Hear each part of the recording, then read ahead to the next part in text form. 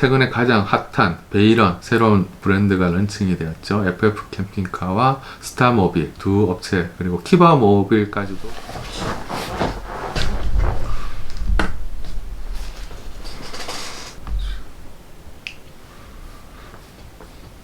안녕하세요, 유수입니다. 커뮤니티에 공지 드린 바와 같이 이제 제 빼꼼이는 팔렸고요. 지금 흑곰도 열심히 만들어지고 있습니다. 한 2주, 3주 후면 아마도 캠핑카를 수령할 수 있을 것 같고, 그때부터 또 재미난 캠핑카 여행으로. 오늘은 지난번 세미 캠핑카에 이어서 B클래스, C클래스 사이에서 고민하시는 분들이 되게 많을 것 같아요. B클래스, C클래스에 대한 이야기, 그리고 베이스 차량에 따라서 뭐 장단점 구분도 좀 해보고, 그리고 이제 최근에 나왔던 베이런 모델에 대한 개인적인 견해, 가장 핫한 캠핑카니까요.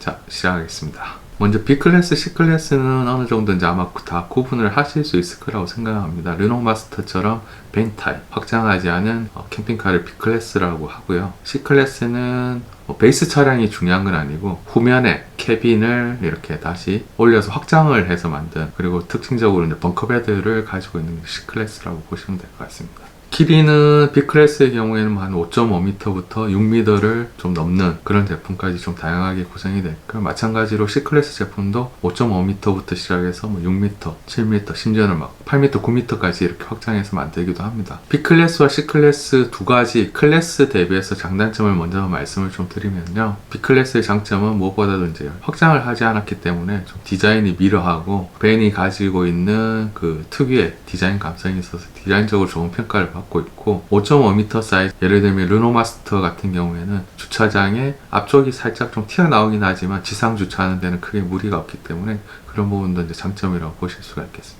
단점으로는 아무래도 C클래스보다는 확장형이 아니기 때문에 실내가 좀 좁습니다. 그래서 실제 눈으로 이렇게 보시면 생각보다 좀 많이 작네 라는 느낌이 좀 드실 거고요. 그리고 이제 그 작은 공간에 다양한 설비들을 해야 되기 때문에 설비상에 좀 한계가 있습니다. 그래서 뭐 정수통이라든지 배터리, 그리고 태양광 설치하는 데 있어서 아주 막 풍족하게 설치하는 데는 조금 제약이 있다고 볼 수 있습니다. 자, 이제 C클래스는 B클래스 대비해서 장점으로는 첫 번째는 뭐 당연히 확장형 캐빈이 올라가 있기 때문에 실내 공간이 상당히 넓습니다. 그래서 제가 뭐 한 3인, 4인 가족 되시면 웬만하면 C클래스로 가시라고 했던 이유는 이 레이아웃 때문이었습니다. 그리고 B클래스보다는 뭐 화물에 대한 적재 공간을 비롯해서 설비에 대한 부분을 좀 풀리 이렇게 장착을 할 수 있습니다. 인산철을 많이 설치를 한다면 좀 더 넉넉하게, 태양광 같은 경우에도 상단 부분에 이렇게 널찍하게 심지어 1000W까지 올릴 수 있는 설비 구성이 가능하고요. 청수통도 뭐 최근에는 200L는 뭐 기본으로 장착을 하고, 사이즈가 큰 것 같은 경우에 300L까지 이렇게 청수통을 제공을 하고 있습니다.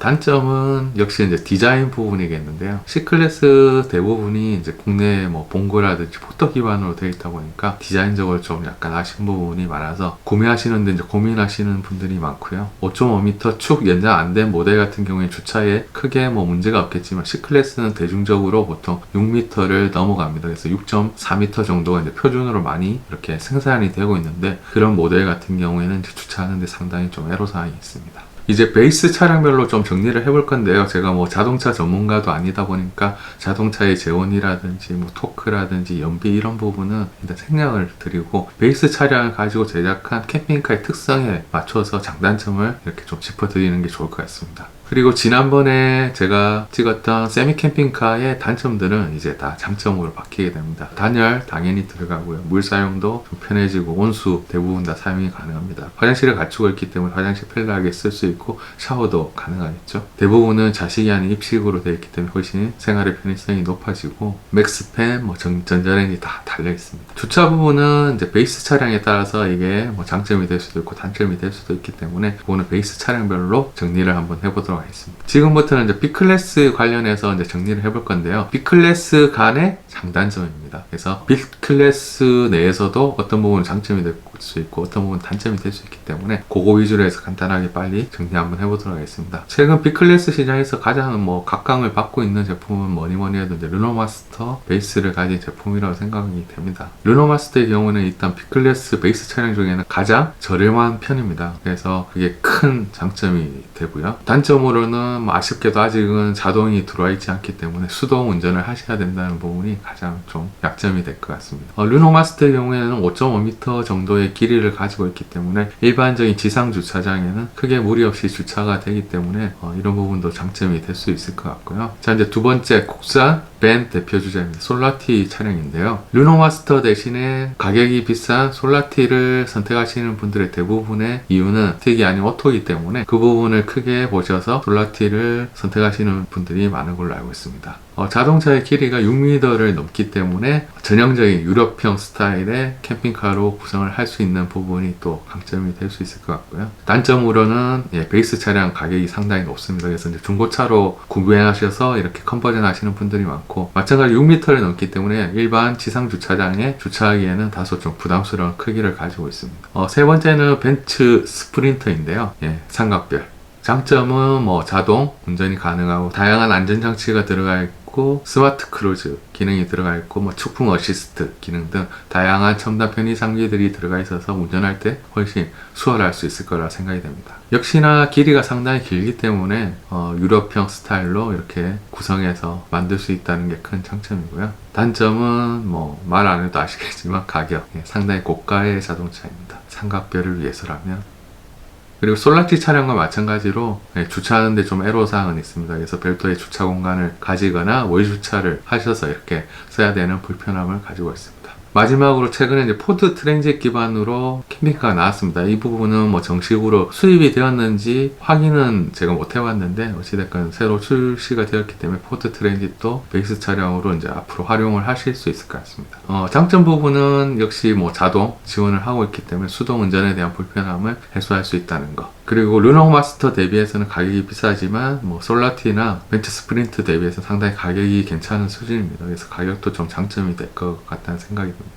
단점은 아직까지 이게 정식 수입인지 부분을 이제 확인을 못했기 때문에 AS라든지 이런 부분에서 약간 좀 우려가 되는 부분이 있습니다. 이런 부분이 많이 해소가 된다면 큰 단점 없이 사용할 수 있을 것 같고, 주차 부분도 르노마스터보다는 조금 더 사이즈가 긴 걸로 알고 있거든요. 그래서 지상 주차는 해봐야지 알 것 같습니다. 그래서 이 부분은 혹시 정보를 아시는 분이 계시면 댓글 달아주시면 좋을 것 같습니다. 자, 이번에는 이제 C클래스로 한번 넘어가 보겠습니다. C클래스는 국산, 포터, 봉고 기반이 가장 많습니다. 그 외에 베이스 차량별로 좀 정리를 해보도록 하겠습니다. C클래스는 이제 축 연장 안 한 모델, 예를 들면 벨라 560이나 ST5 그리고 베이런 550 제품처럼 컴팩트한 사이즈를 가지고 있는 제품도 있습니다. 그리고 이제 제우스라든지 벨라 640 그리고 최근에 나온 베이런 640처럼 축 확장한 모델이 있습니다. 그래서 먼저 축 확장 안 한 모델의 장단점부터 먼저 설명해 드리도록 하겠습니다. 장점은 뭐니 해도 국산차이기 때문에 AS가 정말 잘 되죠. 그리고 축이 연장이 안 됐기 때문에 르노마스터 정도의 길이를 가지고 있습니다. 그래서 지상 주차하는 데는 크게 무리가 없기 때문에 이 부분도 장점이라고 생각할 수 있을 것 같습니다. 단점은 다른 C클래스 대비해서는 공간이 좀 협소한 부분이 단점으로 보이고, 제가 예전에 4인 추천 모델로 가장 이제 많이 말씀드렸던 모델이 아파트 거주하는 걸 감안했을 때 축 연장하지 않은 이런 모델들 정도면 그래도 4인 식구가 넉넉하게 쓸 수 있지 않을까라는 생각이 듭니다. 자, 이번에는 이제 축 연장한 봉고 포터 기반의 제품들에 대해서 말씀드리겠습니다. 장점은 역시 국산차에 대한 AS 부분, 그리고 앞서 설명드렸던 축 연장하지 않은 모델 대비해서는 굉장히 여유 있는 내부 사이즈를 가지고 있습니다. 분리된 거실과 침실 구조를 가지고 있고 화장실도 꽤 넉넉한 크기를 가지고 있으며, C클래스의 장점이 벙커베드까지 활용을 하시게 되면 4인에서 6인까지 넉넉하게 지침을 할 수 있는 사이즈를 제공하고 있습니다. 단점으로는 이제 대표적인 C클래스 제품이다 보니까 예전 대비해서 가격의 상승분이 상당히 많아졌습니다. 그래서 옵션을 많이 하지 않고도 8,000 정도에서 이렇게 출발을 하다 보니까 가격이 예전에는 그래도 좀 장점이 됐다고 봤는데 지금은 가격 부분에서 큰 그 장점을 누리기는 힘들어졌다고 볼 수 있겠습니다. 그 외에 200호 모델 같은 경우에는 조금 더 기암급으로 이렇게 구성을 해서 7m 사이즈의 제품을 이렇게 제조사에서 많이 생산을 하고 있는데요. 포토봉고 대비해서는 아무래도 베이스가 좀 튼튼한 부분이 있기 때문에 운전이라든지 자동차 베이스 자체에서 주는 장점이 분명히 있을 것 같고요. 물론 이제 가격 상승분은 있겠지만, 그리고 이제 200호 같은 경우에도 스마트 크루즈를 포함한 다양한 편의장치, 안전장치가 들어가 있기 때문에 그런 부분이 좋을 것 같고요. 단점은 국산차가 아니기 때문에 AS 부분이 좀 걸리는 부분이 있습니다. 200호가 AS 쪽으로는 그렇게 가격이 상당하죠. 옵션 붙이면 기본 1억은 이제 넘어가기 때문에 가격적인 부담은 확실히 있습니다. 세 번째는 미국 포드 트랜짓 기반으로 이제 C클래스를 만들어서 공급하는 업체들이 상당히 많습니다. 디젤 인증 절차가 좀 복잡하고 까다롭기 때문에 대부분은 이제 가솔린 모델을 이렇게 도입해서 쓰고 있고요. 미국 풀모텀을 즐기시려고 하는 분들을 이제 타겟으로 해서 이렇게 수입이 되고 있습니다. 미국 캠핑카는 뭐 아시겠지만 유럽 캠핑카와는 굉장히 다른 시스템으로 이렇게 구성이 되어 있습니다. 특히나 뭐 오물 처리하는 부분이라든지 실내 어떤 감성 부분도 상당히 좀 틀리죠. 그래서 이제 그런 부분이 잘 맞으시는 분들은 선택을 하시면 될 것 같고, 간단하게만 설명해 드리면 미국 캠핑카는 좀 다소 투박하고 거친 부분이 분명히 있습니다. 대신에 좀 튼튼해 보이는 외관을 가지고 있고, 뭐 다양한 편의 장비들은 잘 되어 있고, 화장실 같은 경우에는 오물을 버리는 데 있어서 이제 덤프 스테이션을 이용해서 버려야 되기 때문에 그 부분은 뭐 편리하다면 편리할 수도 있겠지만, 제가 개인적으로 생각하기에는 덤프 스테이션이 설치된 곳까지 가야 되기 때문에 국내 환경에는 그렇게 뭐 편리하다고 볼 수는 없을 것 같습니다. 마지막으로 이제 유럽형 피아트 두카토 기반으로 이제 들어온 모델이 있죠. 최근에 디젤 인증까지 국내에서 인증을 거쳐서 이제 수입을 계속 해오고 있는 상태인데요. 이 모델도 마찬가지로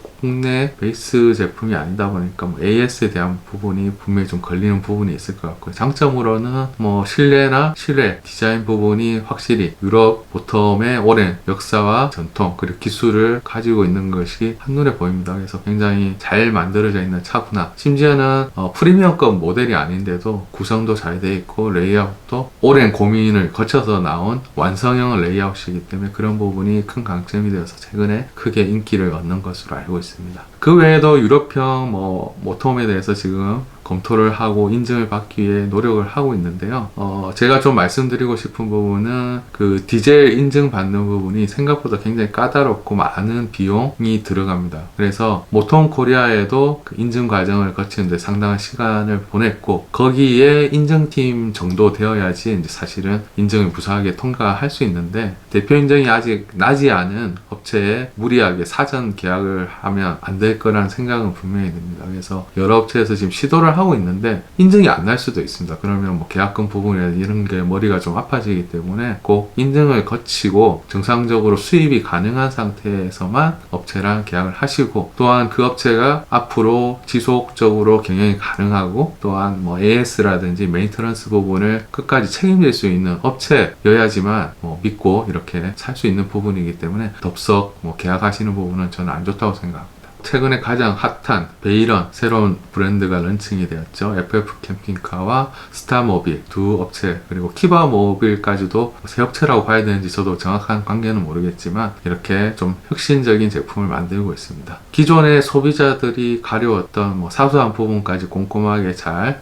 제작에 반영된 부분은 높이 살 수 있으나 가격적인 부분에서 너무 좀 과다한 이익을 반영하지 않았냐 하는 좀 생각이 듭니다. 베이런 640 같은 경우에는 뭐 거의 1억에 가까운 돈인데, 사실 포터 본고 기반의 캠핑카를 1억이나 주고 구매를 한다. 글쎄요, 저는 그 부분이 좀 약간 아직도 캐스천이고요. 최근에 790 모델도 나왔는데요. 200호 기반으로 이렇게 제작된 캠핑카인데 가격이 1억 4,500 정도 되더라고요. 물론 뭐 설비나 이런 부분을 거의 풀옵션으로 넣은 거는 이해가 되긴 하지만 가격적인 부분에 있어서는 다소 좀 의문이 들고, 640 대비해서는 좀 진짜 급하게 이렇게 만들었다는 느낌을 지울 수가 없었습니다. 뭐 인체공학적인 어떤 배치라든지 헤드룸 공간, 뭐 벙커베드의 구성, 이런 부분이 다소 좀 소비자들로부터 좀 아쉬운 평을 받고 있는데요. 어찌됐건 이런 시장에서 경쟁이 많아지는 부분은 분명히 이제 긍정적인 효과가 생긴다고 판단이 되고, 베이런 모델 같은 경우에 벌써 사전 주문이 뭐 100대를 돌파한 걸로 알고 있습니다. 사실 이제 그 정도 가격이면 대체할 수 있는 어떤 캠핑카들이 상당히 많기 때문에 저는 오히려 고민이 더 깊어질 것 같습니다. 제가 만약 1억이라는 예산을 가지고 있다면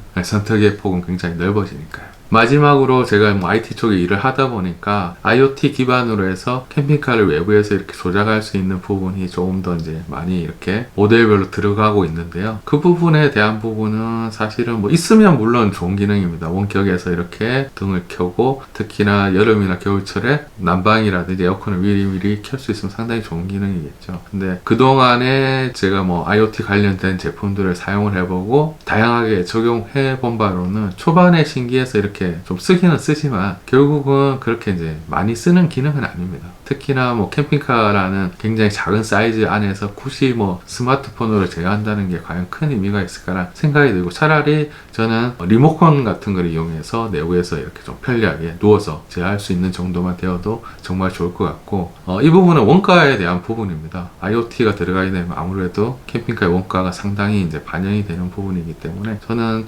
그게 필수 기능이라고 생각이 안 되고 옵션으로 좀 빠지면 어떨까라는 생각이 좀 많이 듭니다. IoT는 사실 대량의 어떤 센서로부터 정보를 취득하는 데 많이 쓰고 있고, 뭐 실질적으로 생산 라인이라든지 그런 쪽에 장비들에서 나오는 데이터들을 받아서 사전에 뭐 예방 정비를 한다든지 이런 데 활용하고 있지, 뭐 개개인의 B2C 뭐 캠핑카라든지 뭐 저 집에 있는 에어컨이라든지 전자제품에다가 IoT 기능을 넣긴 하지만 초반에 그냥 재미로 좀 쓰다가 결국 잘 안 쓰게 되거든요. 그래서 캠핑카에 이런 기술을 탑재하는 건 물론 좋지만 원가적인 부분과 고려해 봤을 때는 저는 아직은 좀 빠르지 않나. 그리고 이제 그 통신비에 대한 부분도 뭐 1년은 무상으로 해주겠지만 1년이 지나면 또 유상으로 이렇게 바뀌기 때문에 그런 부분도 좀 저는 약간 애매한 부분인 것 같습니다. 그래서 IoT에 대한 부분은 약간 저는 오버스펙이라고 생각이 됩니다. 자, 오늘도 캠핑카 관련된 영상 한번 찍어봤습니다. 지난주 영상이 생각보다 반응이 좋아서 한 번 더 촬영을 해봤고요. 이제 한 2, 3주 후면 다시 차크닉 전문 여행 유튜브로 다시 만날 수 있을 것 같습니다. 조금만 더 기다려 주시고요. 소통을 가지는 시간도 한번 마련해보고 싶은데 아직은 좀 마음의 부담이 있는 것이 사실입니다. 조금만 더 시간을 주시면 감사하겠습니다. 다음 영상으로 또 뵙도록 하겠습니다. 감사합니다.